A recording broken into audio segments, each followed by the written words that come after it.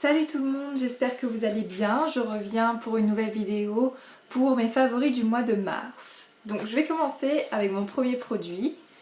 C'est un produit dont je vous ai parlé dans ma première vidéo, c'est le contour des yeux de Ella Baché à la spiruline, qui est vraiment un top pour moi parce que mon combat dans la vie c'est un petit peu mes cernes et surtout la couleur des cernes.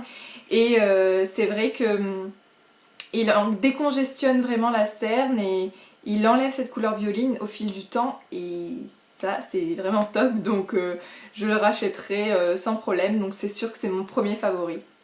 Ensuite, comme favori, donc toujours au niveau des cernes, j'ai un anti-cerne, donc l'anti-cerne l'effaceur yeux de Maybelline, qui est vraiment très bien au niveau de la couvrance. Il fait un effet naturel et c'est vrai qu'il ne file pas entre les plis, il est vraiment très bien.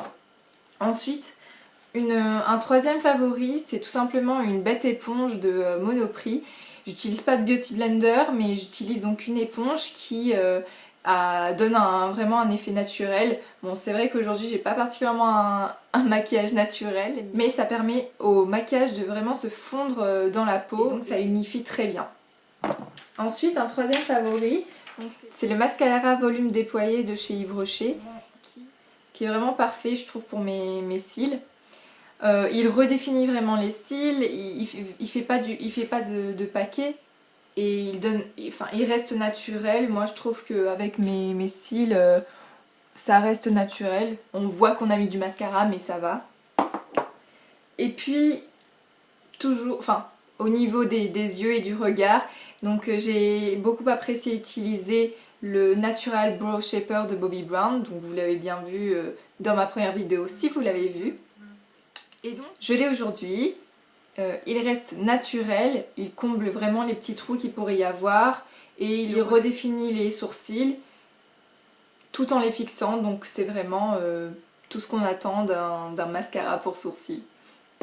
Ensuite, mon avant-dernier favori beauté, c'est un fard à joues, donc de Chantal Lacroix, qui, voilà, le packaging est super beau, il y a vraiment que des packagings comme ça, un petit peu effet dentelle. Et donc voilà, je l'utilise tous les jours.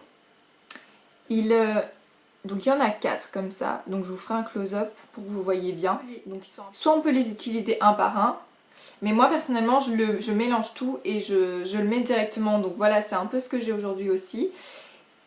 Et voilà, ça reste naturel, ça réchauffe le teint et c'est vraiment exactement ce que j'attends d'un fard à joues. Et pour finir au niveau beauté, j'ai un rouge à lèvres Kiko que je porte aujourd'hui, donc en fait je sais pas si la vidéo lui rend vraiment justice, mais c'est un bordeaux un peu violine, donc voilà.